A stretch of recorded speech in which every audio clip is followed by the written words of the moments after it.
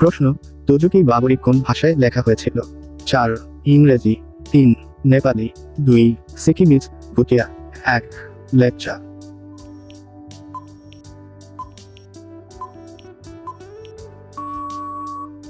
উত্তর 4 ইংরেজি। প্রশ্ন, নীল দর্পণ গ্রন্থটি কার লেখা? 1 দীনবন্ধু মিত্র, 2 রায়গুণাকর ভারতচন্দ্র, 3 পোপারেন, 4 রবার্ট হুক।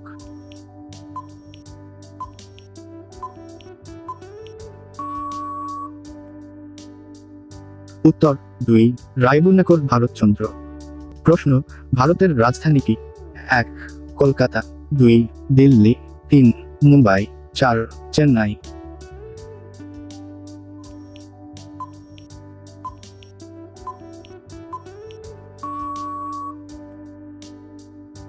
উত্তর 2 দিল্লি।